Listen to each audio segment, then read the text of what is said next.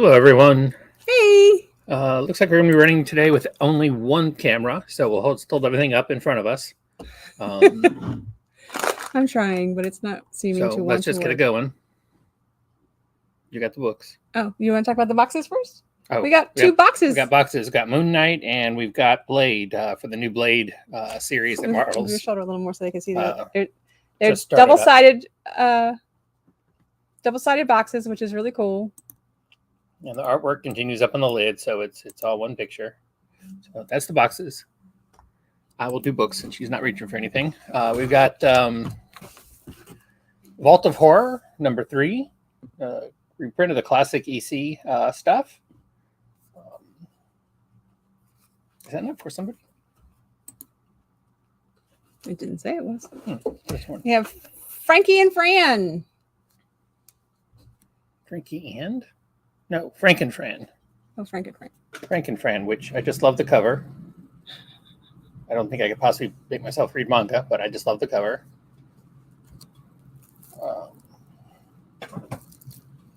Lovers in a Dangerous Time. Barbarities, apparently, is the name of it.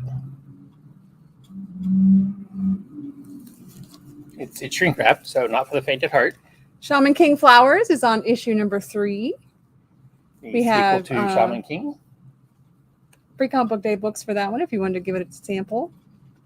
You've got My New Life as a Cat, Volume 2. It's a cute cat. And then we have some graphic novels.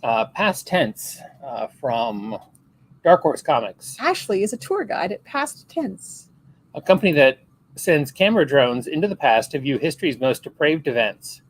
When Ashley discovers Silas Green, an unknown serial killer working in the past, she begins hosting exclusive tours of his murders. The only problem, Silas is still alive in the present. And when he learns of his newfound infamy, he is inspired to come out of retirement to make Ashley his final victim, now and forever. There is no time to hide in this neo-noir thriller from indie comic veterans Jason McNamara, Alberto Masiago, and Paul Little. The art looks really cool. It's adults only, but it looks really cool. We've got the book 3 of Air by G. Willow Wilson, reprinting her Vertigo series. Dark Horse has it now, and they're putting it out in new trays. Slightly oversized, it feels like. And Grimm, number 2. Grimm is a super fun story. The hit series from Boom Studios. All right, so let's get started in this totally awkward way of showing you comics. Animal Castle Volume 2 is on issue number 3. And we have Miss B dancing, and we have Laughing Silvio with the gold foil. It's foil, isn't it? Oh, no, it's just gold. Logo. And then the beautiful 1 in 10 full art incentive variant by Felix Delep. He is just a great artist. And then we have our number 1 for this, first number 1 for this week. Animals number 1 from Invader Comics. New horror from the twisted mind of writer Keith Foster. A hunter in Olympic National Park dies from what an eyewitness insists was a long dead elk coming back to life to exact revenge. Next, a bear stalks a camper with human intelligence and determination. Animals are killing people, and it's up to Sheriff Jack Bertrand to figure out why. I don't know why I was surprised that the camper had human intelligence and determination. I mean, I would think, most campers are human, so they would have human intelligence. I think there should be a comma there. Oh, you mean so as the bear? To know the bear has human intelligence. The bear has human intelligence. Oh, okay. Well, that's not what they wrote. I can't tell that. It's not what it says. They have a dangling participle. It's kind of concerning if you're writing your comic book and you can't even write the description of your comic book. And then we have our next number 1 for this week. It's Antarctica from Image Comics. Stargate meets His Dark Materials in a new nonstop sci-fi action blockbuster. Hannah's life imploded the day her father failed to return from the secretive Smith-Peterson research station in Antarctica. Alone and on the street, she's at her lowest ebb when a friend offers help. Retrained as an engineer, Hannah secures a job at the same Antarctic station to search for her father and stumbles headfirst into a conspiracy that threatens everything she's ever believed. You've got cover A by Will Roberts and cover B by Lyndon White. Hey, guess what? We have another number one. This one is a one-shot from Comics Experience. It's Astro and Inez La Novella. The adorable misadventures of Astro, a troublemaking pup, and his human, Inez. Astro has no sense of boundaries, and his impatience gets Inez into all kinds of shenanigans. Inez is a hopeless romantic with a slightly dramatic personality. She'll play bingo with your sweet abuelita and then whine about how she was hustled. Don't miss the special incentive cover by fan favorite, Lan Lloyd. Lane Lloyd. Sure. So we have cover A by Juan Romero and cover B by Elizabeth Beals. Apparently we did miss the incentive cover. Oh, well. All right. Next is Astrobots. Astrobots is on issue number 3 of the 5-issue series. This is a Philip Knott cover A. And we have Hector Trunick's cover B.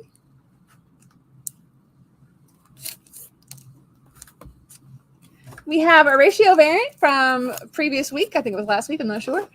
Detective Comics 1073, 1 in 25 by Martin Simmons. That is a fun cover. Should show it's Todd. John Timms did the A cover for Batman Incorporated number 10. And Michelle Bandini and Ray Lones did the B cover. He's stabbing a car. I'm not sure what good that's going to do with stabbing a car with a sword, but you know. I think he's aiming for Joker. Well, yeah, but still stabbing the car. Batman Scooby-Doo Mysteries, number 10 of the 12-issue series. Time to walk the plank, Batman. Battle Chasers. Guys, it's number 10, which is really like number 1 because it's a reissue from a really long time ago. When did Battle Chasers end? Number 9 was nearly 20 years ago. Yeah, so we have a second print of cover A because we sold out of number 10 first prints almost within a couple days, like almost immediately. Now there's the second print. So now there's a second print. And so number 11 has already been ordered, so hopefully it'll be out on time. Betty Page, the Joseph Michael Linsner A cover, and the Leslie Lyrics Lee B cover. So cute. Betty Page is making some cookies. And she's eating muffin. She's eating a cupcake. I thought she was cooking. Well, Lots she has of an apron on, so she's cooking. Mirka Andolfo has also done a cover for Betty Page. Which I love the subtle homage to the bondage covers and artwork of the Betty Page period with her hair over her hands like that. Another ratio variant from a previous week, Bone Orchard Tenement, number 1. This is the 1 in 25 variant. That one is by Andrea Sorrentino, and this one is also by Andrea Sorrentino, but it is the 1 in 50 variant. Bone Orchard Mythos is the shared horror universe from Jeff Lemire. Really, really awesome stuff. I suggest you can pick up any of the books. There have been 3 so far on their own, or you can read them all together. Web of Carnage, number 1 from Marvel Comics. Written by Ram V, Carnage shall inherit the earth. As Cletus Cassidy exacts his vengeance on an unsuspecting city and Carnage reigns across the Marvel Universe, the Carnage symbiote remains left to his own devices, adrift among the stars, with the purpose renewed after the death of the Venomverse. Carnage has scant few hurdles between it and a glorious ascension to the throne of the King in Black, and the first is named Morlun. So we've got the cover C by Kendrick Lim. Kuka. We've got the really awesome, I think, Philip Tan connecting variant. I love the reclining at the beach Lady Venom down there in the corner. And then you've got the main cover also by Kunka, Kendrick Lim. Catfight. Hey Tommy, how are you? Is on issue number 2. I really enjoyed Catfight number 1. Catfight number 1 is a really good book. It's a really solid crime your second cover? cat burglar story. But the main cat burglar in question, that's the guy there that's doing some kicking on the main cover. He gets sort of played for a fool, and all the other assassins in the world think he killed his grandma. Who all the ones that work for her think he killed his grandma. All of them. So really good, really solid book there. Catwoman, number 56, 1 in 25 by Rian Gonzalez. All right, it's time for another number 1. Yay! It's Con and On from Opus Comics. Oh, sorry, that's from Ahoy Comics. Apologize for that. Okay, I'm reading what it says on the screen. Yep. Writer Paul Cornell and artist Marique Cresta follow an ensemble cast of media pros and fans down through the decades of America's most colossal comic book convention. Meet Eddie and Deja, inspiring comics talents whose ambition threatens to tear their friendship apart. Anthony, Don, and Finn, brilliant, boozy, bombastic British creators, and all of the crusty editors, forgotten TV stars, and enthusiastic fans who make the convention experience memorable year after year. This book kicks off the 5th anniversary of Ahoy Comics, featuring the company's usual assortment of extra prose stories and illustrations. This is the cover B, 1-in-3 ratio variant, and this is the main cover by Maritat. So Derek didn't put a description up of this because he probably didn't have a description of it, because It's a sweet, sweet little cuddly kaiju ash can. We have the cuddly kaiju stuffed animals, so we have them here. Yes, and now there's their backstory in the comic. This the comic story. Danger Street number 7 from Tom King, continuing his look at the 12-issue series at DC's first issue special characters. Bill Sienkiewicz. I don't know how you say Bill it. Sienkiewicz is what I've always gone with. There you go. Don't know what's right, but that's what I've always gone with. All right, Dr. Wright is also on number 7.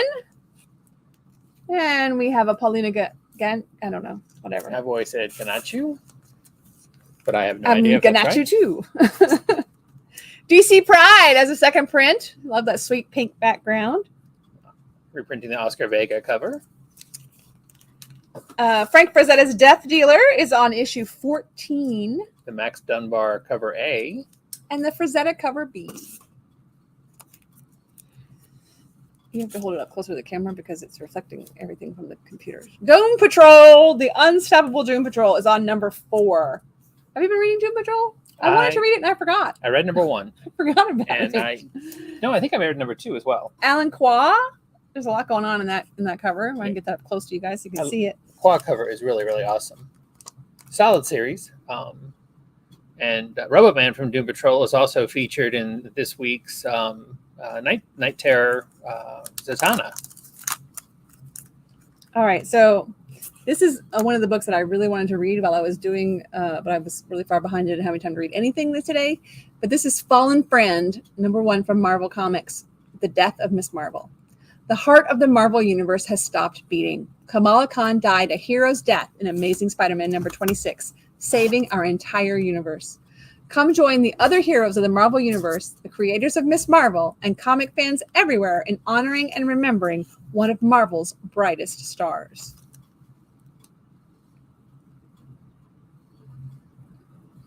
Alrighty. So as you may know, Miss Marvel passed away, died back in Amazing Spider-Man 26. That's what I just said. I'm fairly sure she'll be back before her movie comes out. Well, you know. TV show did really well, I guess. Fish Flies, number 1 from Image Comics, from Jeff Lemire. Squarebound. And we do have some Free Comic Book Day samples of this available. I brought them over to the store. So if you are thinking you might want to check it out, you want to try the free sample, just let me know. We'll throw an extra one in your bag. Jeff Lemire brings you a new tale of small-town surrealist horror in this special extra-length debut issue. When a brutal and violent crime puts the life of an innocent teenage boy in the balance, it sets off a chain of events in Bucolic Bell River, Ontario, that will permanently change several residents' lives. And as the manhunt heats up, a lonely girl named Franny Fox will form an unlikely friendship with a fugitive that leads them on an odyssey of discovery and redemption. So the main cover by Jeff Lemire himself, artist and writer, and the variant cover by Peach Momoko. We have a quick trailer from Image Comics for that, so let's take a look.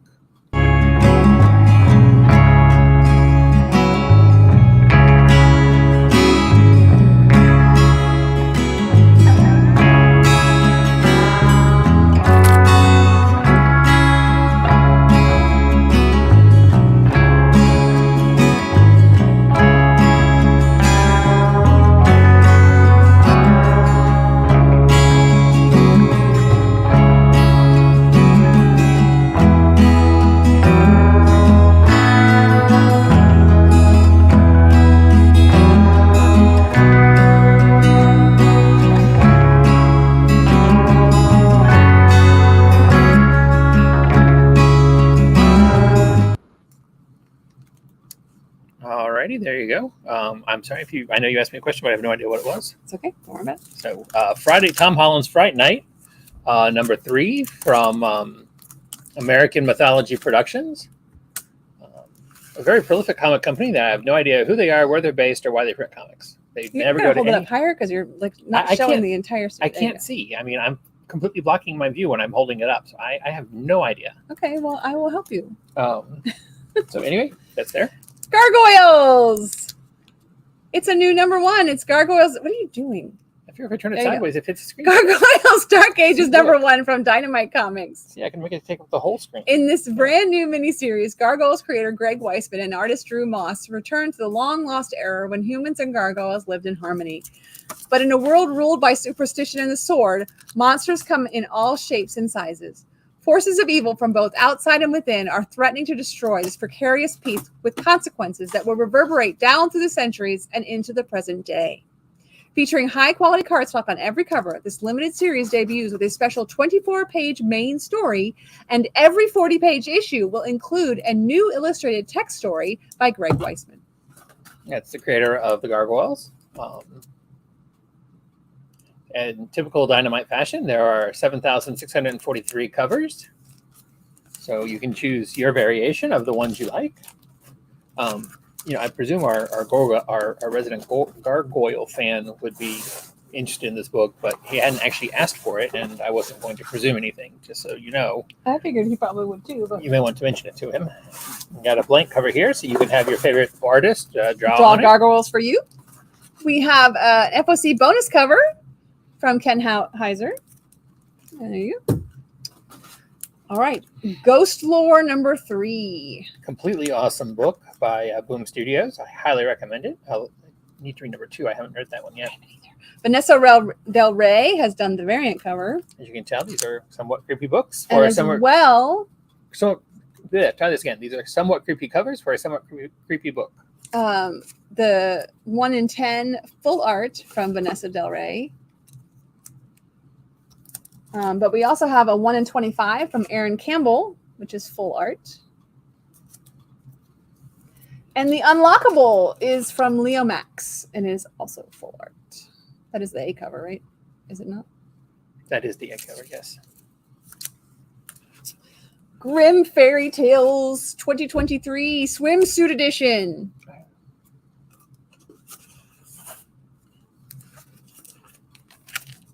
Not especially fond of that cover, but this one that we're on front now? I see. I do like it. The faces look a bit too plastic, fake, whatever, but I like the coloring. Hold up. There we go. That one's nice too. Don't get me wrong. And no, I did not get a description for that because I think it's fairly obvious that it's page after page of women at the beach. Hey, it's time for another number 1. That's right. Gru in the Wild from Dark Horse Comics. Gru the Wanderer is back and stupider than ever, which is pretty stupid. In this, his latest miniseries, he tries to figure out the dumb way human beings attempt to coexist with animals on this planet. And if we can't figure out how to do that, what chance does a guy with cheese dip for brains have? I'm betting the answer is none. None. Groot is number 3. Not sure what's happening up there in Groot's head. Salvador LaRocca. All right, we have another ratio variant. It's Harley Quinn, number 31. 1 in 25 by Derek Chu. Haunt to the End. The A cover is by Muti. From the Top Cow imprint over at Image Studios. Which I apparently Image have. Comics, rather, sorry. And the B cover is by Trevor Henderson. So it goes to the shelf. Maybe the other one. I'm looking forward to see where this series goes. Number 1 was interesting. I can't give it a rave review just yet, but I am curious to see where number 2 goes. So the black cover really reflects the computer screen. Sorry about that. But it's Hellboy in Love, special order. I love the heart of, I don't know, some sort of beasties back there. And then we're going to have another number 1. Yes, indeed. The Hunger and the Dust from IDW Publishing. Hugo and World Fantasy Award-winning writer G.W. Wilson and all-star artist Chris Wildgoose invite readers to experience love on the brink of extinction in their new ongoing high fantasy tour de force. In a dying world, only humans and orcs remain mortal enemies battling for territory and political advantage. But when a group of fearsome ancient humanoids known as the Vangol arrive from across the sea, the two struggling civilizations are forced into a fragile alliance to protect what they have built.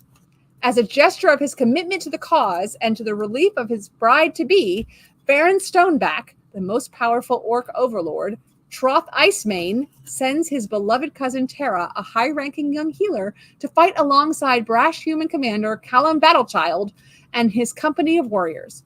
With a crisis looming, the success of this unlikely pair's partnership and the survival of their peoples will depend on their ability to unlearn a lifetime of antagonistic instincts towards one another and rise above the sting of heartbreak.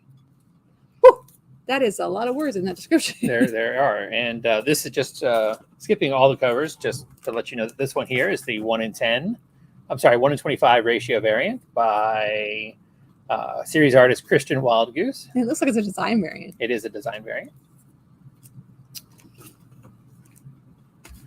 It's time for our facsimile of the week. It's Incredible Hulk, number 181. The first full appearance of Wolverine after his single panel cameo appearance in 180. Which was reprinted last week. Yep. And there is also a nice shiny foil version. And just so you guys know, for whatever reason, when Marvel does the foil variants, they are, the phrase passing along doesn't sound right, but they are passing them along to retailers at full cover price. There is no discount for us on them. So yeah, I'm not sure why that says that price. That's not the right price. We, along with most other retailers, are essentially doing what we do with all of the rest of our stuff. We double it.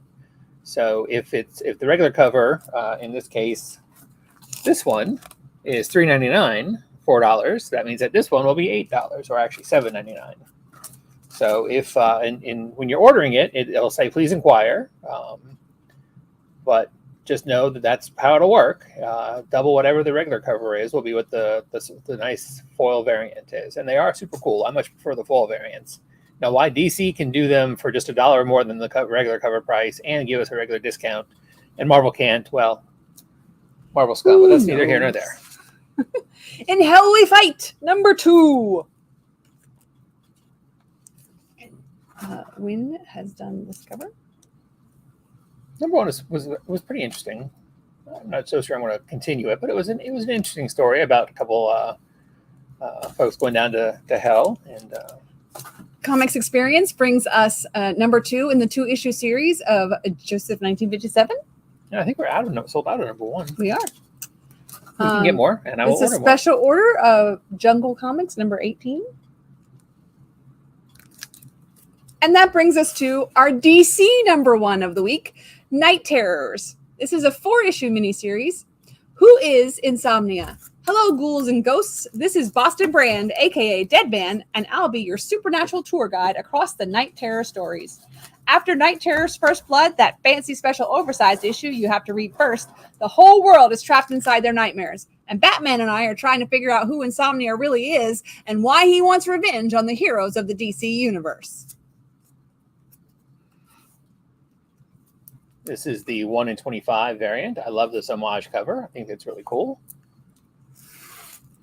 And then this is the 1 in 50, Alex Maleev black and white. While I'm reading, shall I hold this up? Well, yeah, I showed that once, but I just wanted to, that is, and in spite of the coloring on it, and the fact that you can clearly see the artwork, that is indeed a Machina variant.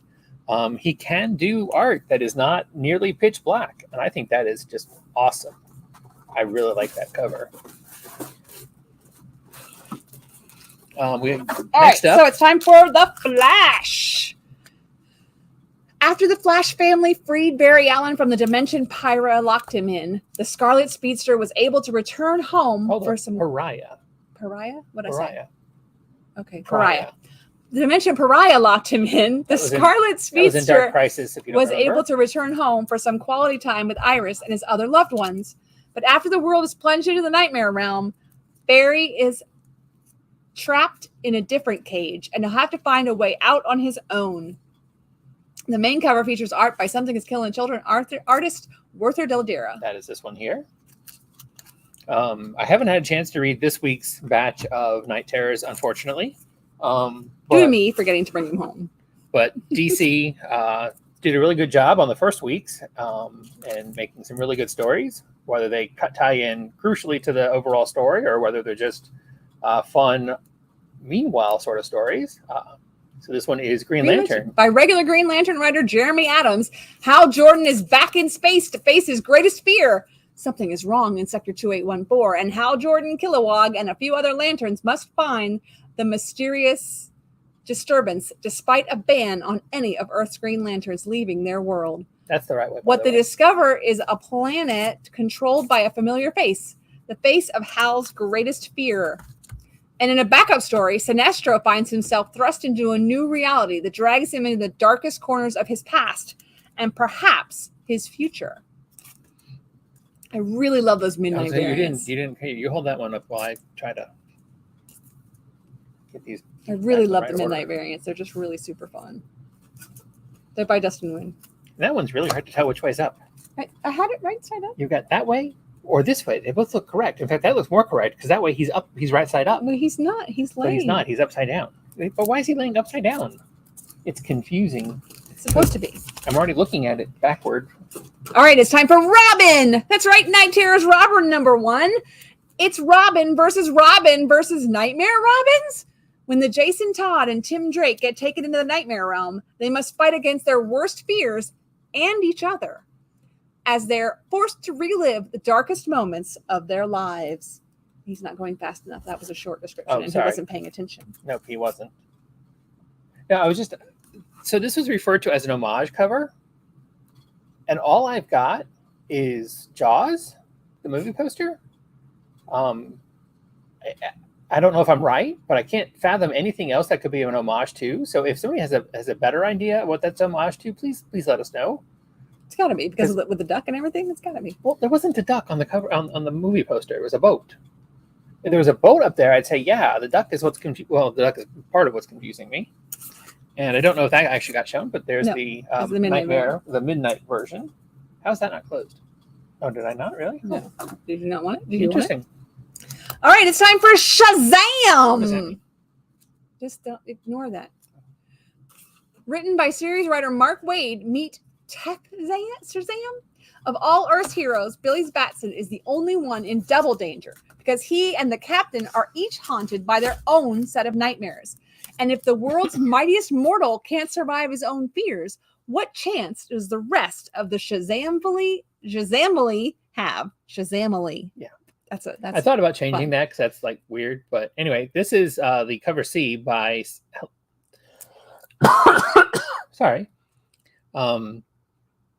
Helene Landau, I think is what it says. Mm-hmm. I'm not familiar with her, but that is a really, really fun, awesome cover, I think. And you've got another one of Joetta's Midnight Red and Blacks. Sweet. All right. And moving on to this week's last Night Terrors number 1, it's Zatanna. Anataz Zatanna, one of the last people awake on Earth, must defend her. It's backwards. Right. You know, I know, but I can't read it backwards.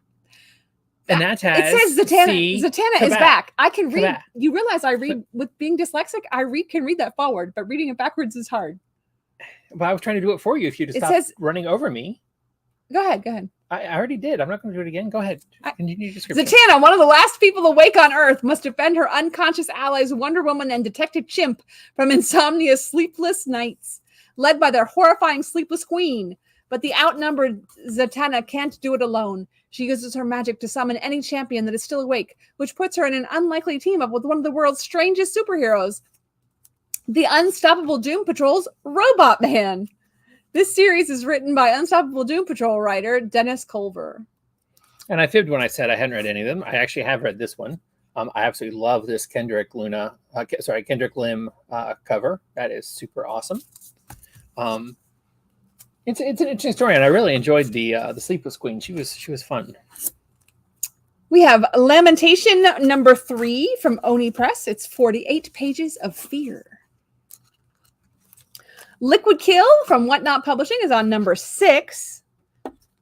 And there's another cover there.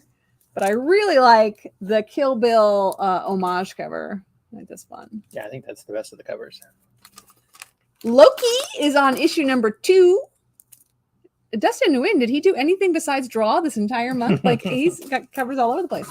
Matteo Loli did the variant cover. And then we're on to Dark Horse Comics number 1 for this week. It's Lonesome Hunters, The Wolf Child. From Russ Manning, award-winning and Eisner-nominated Harrow County co-creator Tyler Crook comes this supernatural fantasy about loss, power, and destiny. Monster hunters Howard and Lupe are on their way to get rid of the powerful sword, but car trouble leaves them stranded in a small town that is being terrorized by a magical wolf and a mysterious child in a wolf mask. While waiting for car repairs, Lupe befriends the child, and she and Howard are drawn into a war between the townspeople and the deadly beasts.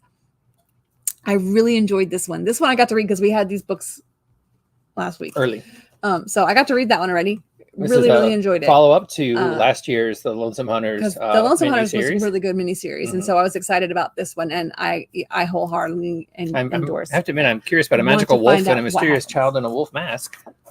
For the kids and the young at heart, we have Looney Tunes. This here is my chair, you varmint.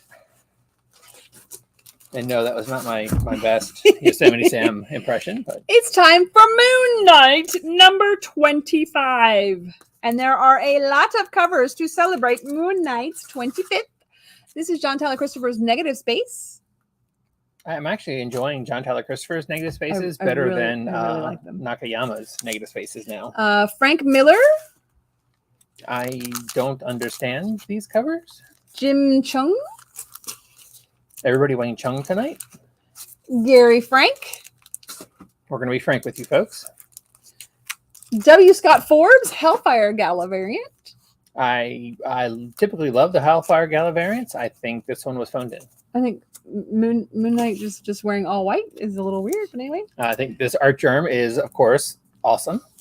And then there's the Maria Wolf Incentive 1 in 25. I chose the wrong boxes over here. Yep, like she said, the 1 in 25 from Maria Wolf, which I absolutely think that is an amazing cover. I love that. Let me just take this moment to apologize to anyone whose books wind up on the shelf because we use them in the video and they wound up in the wrong box up here. We try really hard to organize and we try really hard to catch them, but I make mistakes, and I'm going to freely admit that. Before we continue on, let's watch a quick video about the Moon Knight 25, which is also the first appearance of, and I've lost her name already, but the girl that's in the TV show. I don't remember her name either, but okay, cool. But this is the first comic appearance of her.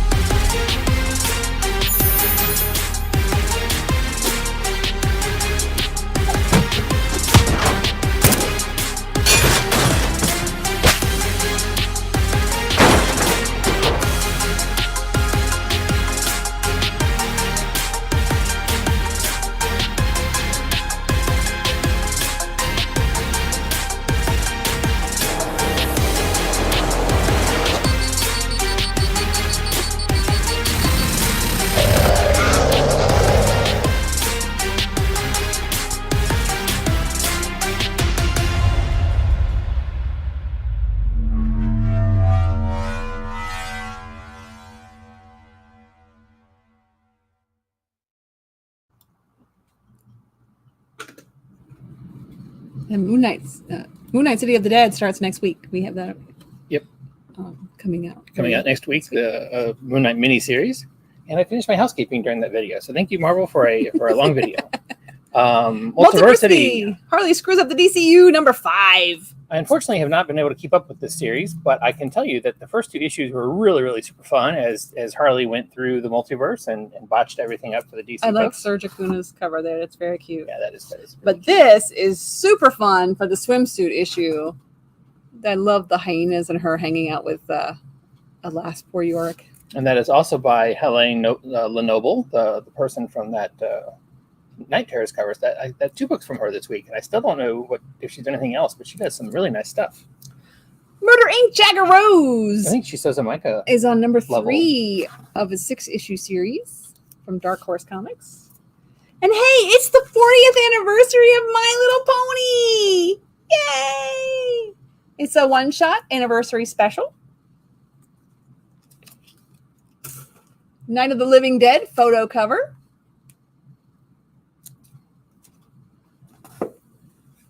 Tim Burton's Nightmare Before Christmas is on issue number 4 of the 5-issue series. Considering how late they were with all the previous series, they are just pushing really, this one out. They are really, yeah. Deborah Allo does the art, and this is the black and white of it.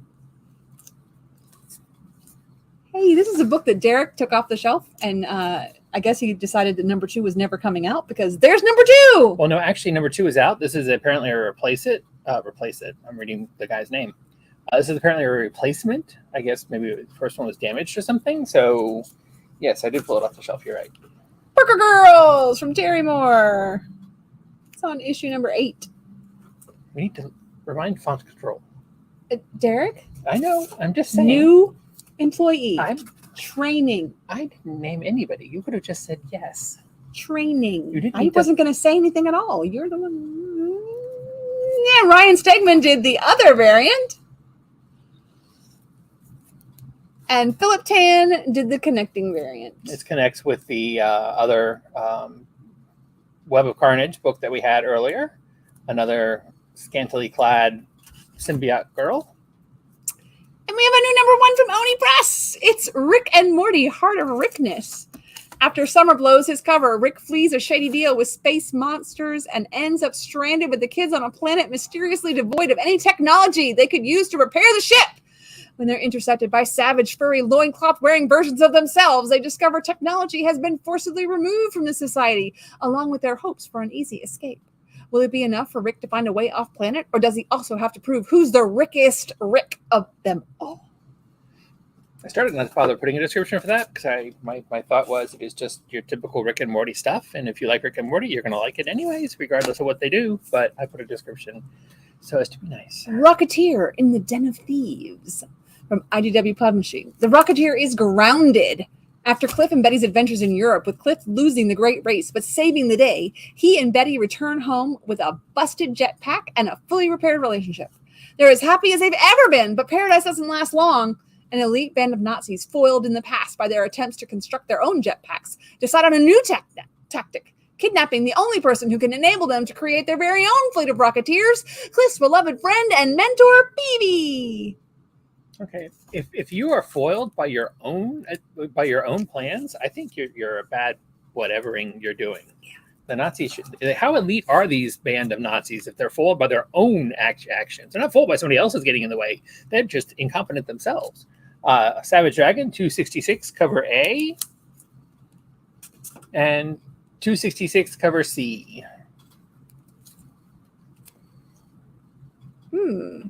Okay then. You don't have a description for Savage Squad. Okay then. Why don't you have a description for Savage Squad, darling? Hey, I mixed up the boxes already. Shall we skip it and come back to it and you look for a description? We'll go on to Scarlet Witch while he thinks about what he's doing wrong. Russell Dodderman did the A cover for Scarlet Excuse me, Witch. folks. I'm going to have to go away because for me to think about what's I'm doing wrong in my life is going to take a whole lot longer than we got left in this video. And Joetta probably doesn't want to be around for the whole parts of it. Peach Momoko did this variant cover. And this one is by Lucas Wernick. And I apologize if you can't see it because I no longer have the video to show me. Sins of the Sinister Sea is on number 2. And our customer who likes a lot of the realistic fiction comics said he really enjoyed this one. He was looking forward to number 2. So I haven't read number 1 yet. I don't think you have you? I have not. But I take his word for it. He's a good recommendation. So if you like realistic fiction, you want to check this one out. This one's by Francesco Francavilla. It's only a 5-issue series, so AWA does really good stuff. So I'm not surprised it was good. I'm really not. I'm going to try to wait a little bit because the next book on here is also a number 1. So I'm hoping maybe he can get caught. There we go. The year is 2037. A brutal world war has left humanity in shambles. The remnants of civilization are tracked down and systematically eliminated by the scourge. For the people of the central colonies, only one hope remains: an elite team deployed into the deadliest location on the planet, Savage Squad 6. So to Savage Squad 6 from Dark Horse Comics, written by Robert Venditti and Brockton McKinney, North Carolina guy there, McKinney. Let me close that. We can see ourselves again. Hey, look at there. We are. In case you hadn't seen it, there's the cover. All right, and now we move on to another number 1. It's Sirens in the City. I think this made both of our lists, didn't it? It did. Excited about reading this. It did. It's from Boom Studios, so you know I'm excited about it. You know I love Boom Studios. They do some great stuff, so I can't wait to read this. New York City, 1980s. Runaway teen Layla struggles. Layla struggles to survive on the mean streets far from home. But now every supernatural creature from the darkest corners of the urban grime is after Layla, and the child-to-be she never wanted growing inside her. This gritty urban fantasy created by Joanne Starrer and Carrie Randolph shines a light on bodily autonomy in a patriarchal world. Love the red foil. Red foil on that is really awesome. Spot foil variant logo. The Jenny Frison cover is really, really awesome. But then I'm a huge fan of Jenny Frison. Scotty Young. Super sweet. But even better is Scotty Young full art foil. It is an odd. I like his young looking characters, but I guess it doesn't really work for this kind of book. The 1 in 25 is by Lee Garbett. There we go. The 1 in 50 is a blue foil stamp by Carrie Randolph. That's really sweet. And the 1 in 75 is a David Mack full art incentive. Very nice David Mack cover there. And we finish it off with the Carrie Randolph full art unlockable variant. All right. They should have done that. Since they're already doing foil, they should have done that with gold foil. Yeah, that would be really cool. Something Epic is issue number 3. And this is Simon Kodransky's variant cover. They both are. It's his book. Hey, Spider-Man. Do you know this is Spider-Boy? That and is Spider-Boy. Spider-Boy premiered in this issue, and this is the 3rd printing. Indeed it is. Because Spider-Boy fever just continues and continues and continues. But we also have Amazing Spider-Man number 29, and it's an odd issue, folks. So that means Minnie Mouse is Captain Marvel. I mean, what if Minnie Mouse was Captain Marvel? There's a really nice Disney cover there. But we also have a David Nakayama Hellfire Gala. This is a Mary Jane and Black Cat waitlist. They're on the waitlist? They are on their waitlist. That is so not fair. That would make a really gorgeous foil. Marco Cicchetto did the incentive variant. Looks like he made a bird out of his web. Yeah, kind of. Carr Andrews has done the 2nd print of Amazing Spider-Man number 26.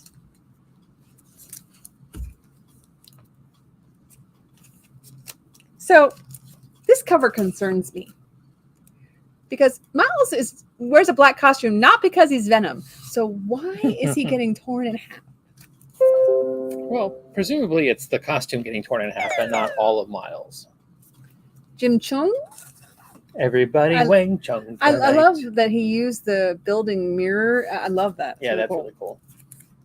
So this one actually is supposed to be upside down because, Miles can walk on wherever he wants to because he clings like a spider. But this is the Hellfire Gala by Bernard Chong and Marcelo Maello. Sure. But we also have an Edge of Spider-Verse number 2 of the 4-issue series full art by David Yardman.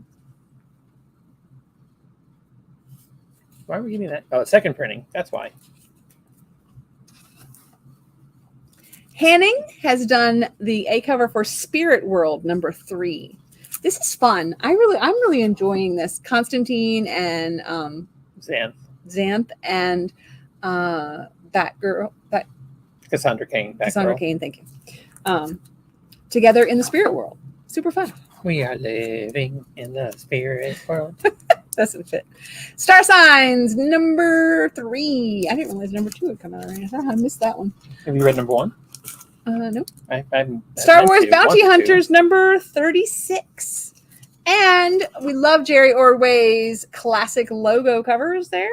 Absolutely love them. Classic homage covers. I think this is funny that they labeled this variant. It has called the Boba Fett and Death Stick variant. Why bother to label the variant if you're just going to write the names of the characters on the front?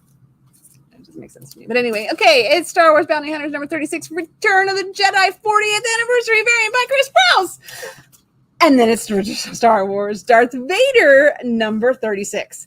And look, it's a Jerry Ordway classic logo homage variant. Classic trade. Well, I mean, it's classic trade dress homage. Luciano Vecchio has done a super sweet cover. I like that a lot. That is really nice. And hey, it's Chris Sprouse and Return of the Jedi 40th Anniversary. I can't talk. Superman Lost. I unfortunately have lost the track of the series. I read the first 2 and really enjoyed it. So halfway through Superman Lost. Lee Weeks and Elizabeth Brightwire. I could be wrong. I'm fairly sure that is not Lois. Doesn't look like Lois to me. Steel Siege! That's right, it's a new number 1 from Battle Quest Comics. In a war-torn world, the Titan mechs of House Shora are on a rampage to annihilate their enemies in the last of the generator cities. The only hope for peace is a bitter ex-soldier, Vulture, and a diplomat, Dove, who must get across a battlefield filled with hundreds of deadly machines that will stop at nothing to destroy them. And I thought there were 2 covers, but there's only the one, but there is a trailer, so it's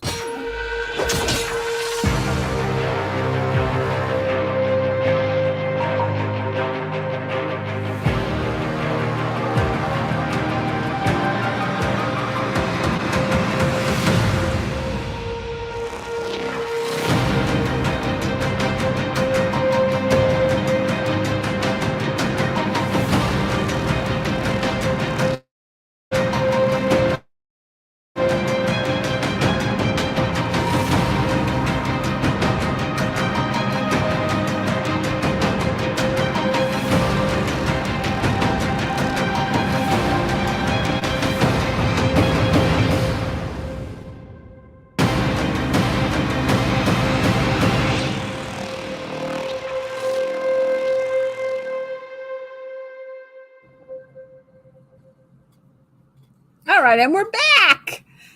And guess what? There's another number 1 that Derek didn't get a description of. So he is looking it up right now. It is Svengoolie. Svengoolie. Oh, it's an IE. Okay, never mind. Lost in Time. Whence comes the Svenbot?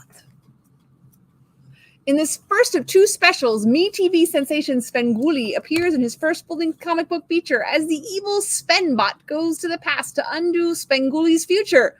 Learn the secrets behind Sven and his crazy cast of friends, Body Sorrel, Tombstone, and Carowin, as told by the show's creator Rich Svengoolie, Kaz, Jim Roach, and Chris Faulkner. Buy this at your local court, and remember, no personal checks. Svengoolie is one of the few remaining creature features hosts, or however your local independent station back in the 70s called their horror monster time. Not sure where he's still on, but anyway, he's apparently on MeTV. I like the EC homage here. Hey, guess what? DC has another number 1. That's right, it's World's Finest Teen Titans from DC Comics. Spinning out of the pages of the runaway hit Batman Superman World's Finest comes a modern retelling of the early adventures of the original Teen Titans. Led by Robin, the Boy Wonder, a new super team has burst onto the scene. Meet the Teen Titans, DC's grooviest group, filled with super teens with super problems. When they're not fighting alongside their Justice League mentors, they're managing their image and cultivating the rabid fan base that helps them save the world. And as all the while, a danger from the shadows intends to tear these friends apart before they ever reach the big time. Before they were the Titans of the DCU, they were the Teen Titans, and you won't want to miss their fresh take on their origins from the legendary talents of Mark Waid and Manuela Lupicchio. So I'm going to rant for a second. Missed one. No, that's Titans number 2. Oh, that's right. I'm going to rant for a second. I'm a huge Teen Titans fan, always have been. The original Teen Titans are one of the things that got me into comics, got me interested in comics. And then when the new Teen Titans, I discovered that on the newsstand, I was immediately attracted and have been stuck ever since. And I don't mind diversity. I mean, I'm fully in support of diversity. But in the original team, unfortunately, Bumblebee was not a member. It was the 60s. There was no way in heck DC would have been allowed to make her a regular member from the get-go. She didn't come along until the 70s. So it irks me to But they're redoing the origin story. They just said that. But you can't, the past is the past. Whether right, wrong, or otherwise, it happened, it existed. You can do better going forward. You can't. What they're doing. They're retelling the origin. You can't redo it. That's what they're doing. They're reimagining the origin story. A design variant there of Dick Grayson as Robin. And I don't know if you noticed, but there's the minimal trade dress version, and then there's the foil retro trade dress version. Which you can't see at all because it's all cloudy. True. But again, as I said, DC manages to do these for actual cover price and not screwing you guys or us. And then there's the 1 in 25. And then we have Teen Titans 2, 1 in 50, black and white. And for the record, I'm a huge Bumblebee fan, so that isn't the issue. Okay. Teenage Mutant Ninja Turtles, number 141. Is that Godzilla? Oh. Looks like Godzilla. It does. But we also have Teenage Mutant Ninja Turtles Annual for 2023, Out of Time. When there's a little bit of turtles, there's a lot of turtles. Because there's also Teenage Mutant Ninja Turtles Stranger Things, number 1 from IDW Publishing. 11, Max, Dustin, Mike, Will, and Lucas are looking forward to a non-threatening, fun-filled trip to New York City. With the gang hundreds of miles from Hawkins, they're sure to catch a break this time. That is, until they encounter a threat both bizarre and familiar, and some allies that are just bizarre. This summer, the kids from Hawkins meet the Teenage Mutant Ninja Turtles.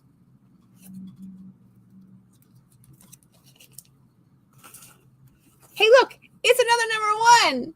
Oh, did you want to read that? Oh, You don't have to. hey, he put the description out there for the annual. Super sweet. The Ninja Turtles take to the streets for a simple patrol, but what they find will rock their shells. Realities collide in this oversized special issue where the Turtles come face to face with a threatening force from the future. Can the brothers band together to take down this mysterious foe? They are out of time. Okay, now we go to Mad Cave Studios and we are Under the Influence. A teenage sociopath, Paul Kozik, has accidentally created an internet cult called the Hot Dog Party. When a prank turns deadly, the FBI sends an undercover agent, Kara Cole, to investigate and infiltrate their ranks. Now Kara battles against real stakes, fake news, and memes in a character-driven story about power structures and the communities you build. This is a story about click-to-follow cultism during the age of social media. I am actually really, really curious about this, but let us watch a quick video first.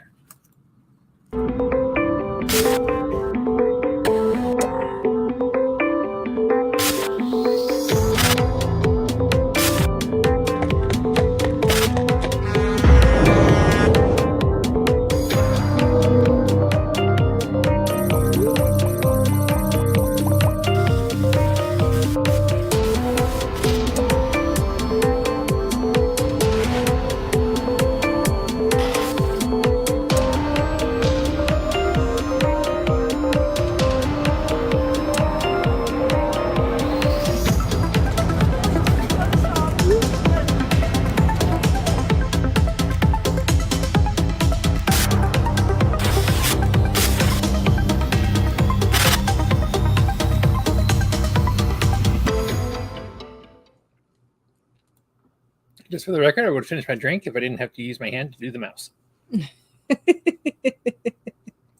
Usually he can get off screen because the screen is...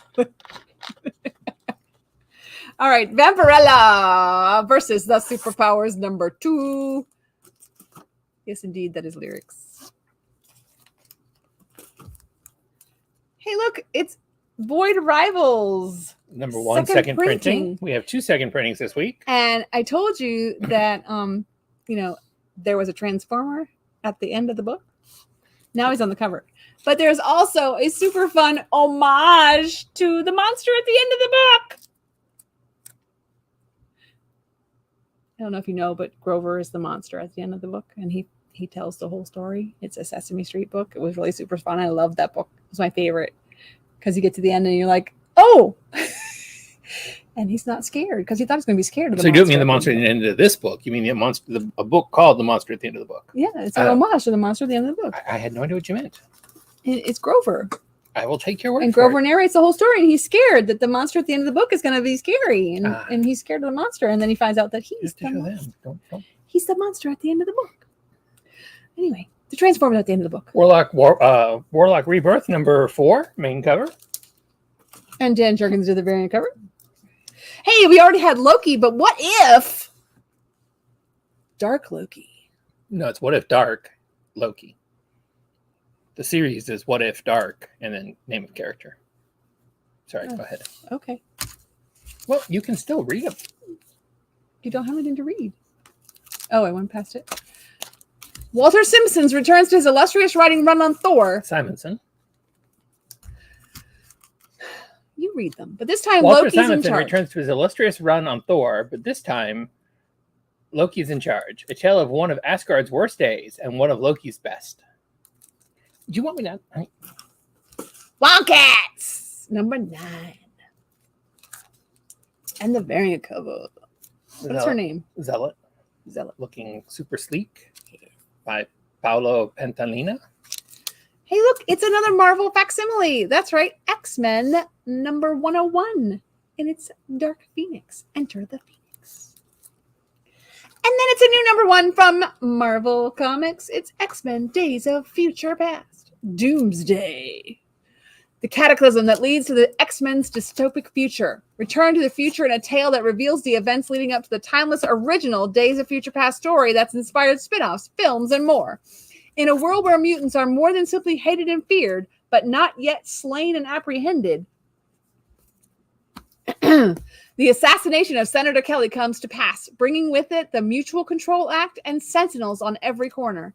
But with mutant kind on the back foot, what length will Kate Pryde, Wolverine, Colossus, Storm, Banshee, Angel, Cyclops, Professor X, and the rest of the X-Men go to in order to find some way to survive?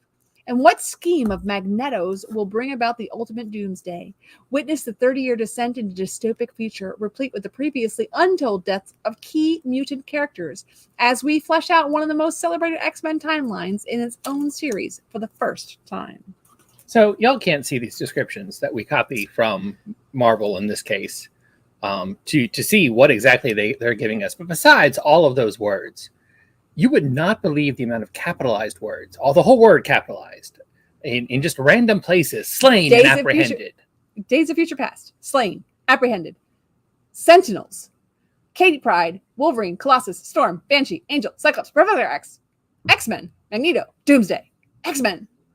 And the very first sentence, I think, was all capitalized as well. Yes. Oh, the cataclysm leads to the X-Men's dystopic future. I mean, my God, people. And an exclamation point on that one, too. And that is a really, really fun Sweet. Erica D'Ursa cover. I could not remember her name. She's the leader of the Marauders right now, but I could not remember her name. I'm not a mutant person, so I don't know. It's making me crazy. I was trying to make the label. I can't remember her name. Like, I know who she is. She runs a mutant. I absolutely love this cover. It's Immortal X-Men number 13. 1, I want it in foil. 2, I really just wanted to buy it in general, but I refused to buy a book just for its cover. But it's by Mark Brooks. It's really sweet. Mark Brooks. Nabitz Zitro.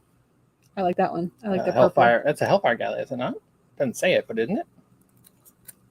Well, I guess it doesn't say it anywhere, but it's not. Huh, looks like it would be a Hellfire Gala. Phil Noto's Quiet Council. There's Cypher. This is the Hellfire Gala, I like the other one better. but that's the whole team. The only one I could know for sure was Gold Balls, and I was trying to figure out who the other ones were, but Gold Balls is the only one whose name wound up on there because I wasn't for sure who they were. I guess that's Gold Balls. No, this is Gold Balls. That's Gold Balls. Oh, okay. Sorry. Well, the other dude's all gold. See, he's all gold. So that's what I thought. I didn't see the dude with the balls around his neck.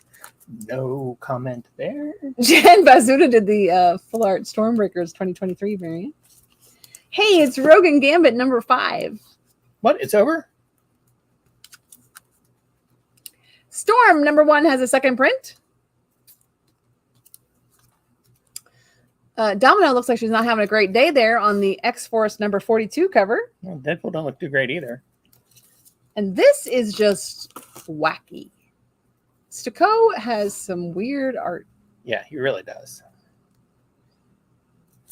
This is Carlos Gomez's Hellfire Gala variant, and I don't think he dressed up for the gala. I think he's just wearing that's his Mad Pimpin' outfit there. He has on a yellow bandana. Is that his dress? He's going to get some there at the gala. Nick Klein did that Stormbreakers 2023 variant. And we're going to finish it off with a book that is long overdue. Just one? This is number 4 deluxe edition for What's the Furthest Place from Here. With an actual record. Has the record in it. That is what the deluxe edition is supposed to have. A comic book and a album. With artists, artists, right? I believe, yeah. The series itself is way past number 10. I'm not sure how high they've gotten, but they are way behind. Chubby and the Gang. Deluxe versions with the records out. New Race. Number 6. Alrighty. And we did the other stuff first, so that is it. That is it. I am going to hit and Vengeance's. You never asked your question. I'm sorry. I would have answered it. So hopefully next week will be a little slightly less chaotic and substantially more on time. Maybe we can get my computer to actually turn on again. I don't know what the deal was. For those of you who bared with us in this bass-awkward video, thank you for watching. We love you. There's no way to prove who they are. Also, I'd say they get like a 10% discount this week. But, well, if you hear that, well, no, because anybody else can watch it afterward. Oh, well. So come and see Joetta and maybe Mike. Who knows? Patrick, is he here tomorrow? Well, come see Joetta. She'll be here, I hope. I hope she's here. She better be here. I never know anymore.